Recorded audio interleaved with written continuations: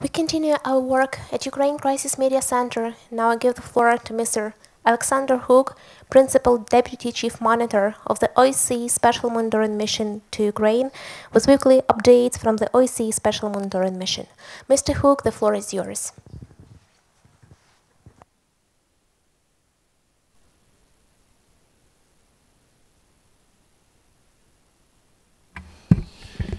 Good afternoon. It's now almost 3 weeks since the sides recommitted to the ceasefire in eastern Ukraine. There is no denying that there have been lower levels of violence since the recommitment was made. Last week, for instance, the OSCE SMM registered just 8 explosions caused by weapons proscribed under the Minsk agreements. Compare this with the first week of August, when the SMM recorded 547 such explosions. But violence takes many forms in eastern Ukraine. While the use of proscribed weapons is undoubtedly down, we have been registering a steady increase in the number of ceasefire violations involving small arms and light weapons. In fact, last week saw a 30% increase in the number of ceasefire violations compared to the previous week. While in the first week following the recommitment, we were generally recording double-digit numbers of ceasefire violations on a daily basis, now the daily tally of ceasefire violations is generally numbered in the low hundreds. Last week saw also a dramatic increase in the number of SMM observed heavy weapons in violation of the agreed withdrawal lines. 66, 8 in government and 58 in non-government controlled areas, compared to 11 the previous week, 4 in government and 7 in non-government controlled areas. And the frequency of such observations is continuing to increase. Read, for example, the SMM daily report of Wednesday. There you will see that an SMM mid-range unmanned aerial vehicle spotted 3 self-propelled howitzers near government-controlled Pitke, and 2 self-propelled howitzers near non-government-controlled Saichenko, and 3 mortars near non-government-controlled Azov.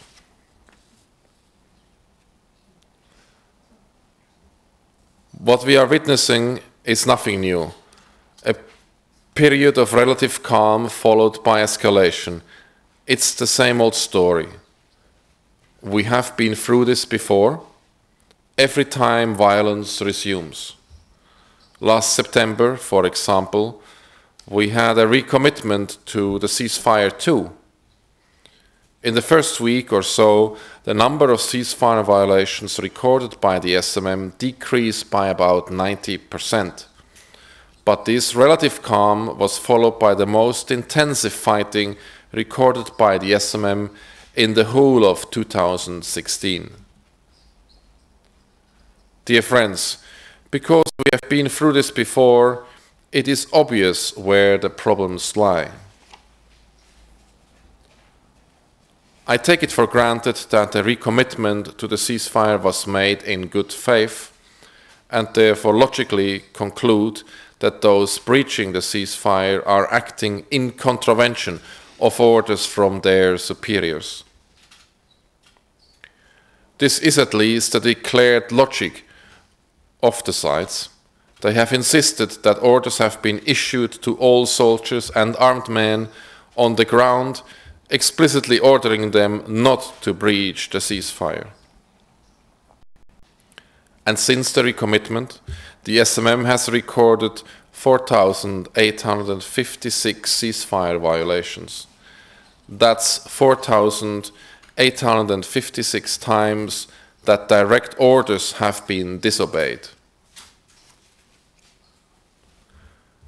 If discipline is the problem, then where is the public evidence that disciplinary actions have been taken? If discipline is the problem, and if the sides wish to genuinely make the ceasefire hold, then they must deal with spoilers within their own ranks. If discipline is not the problem, what is the problem? Why have we had 4,856 ceasefire violations since the recommitment to the ceasefire? The only alternative explanation is that the soldiers and armed men on the ground continue to receive orders to fire, or at the minimum, to return fire. Both are violations of the agreements. In addition to the lack of public evidence that disciplinary actions have been taken, the sides have also failed to withdraw all heavy weapons, to disengage forces and hardware, the basic requirements underpinning any sustainable ceasefire. And they also failed to see that if any ceasefire is to hold, there needs to be a verification mechanism. As the SMM has been assigned to the role of verifying the sides' compliance with their commitments to withdraw and to cease fire, the OSCE SMM obviously requires freedom of movement. The sides are, in fact, obliged to provide it. Yet they are not. Impediments to the SMM's work take many forms.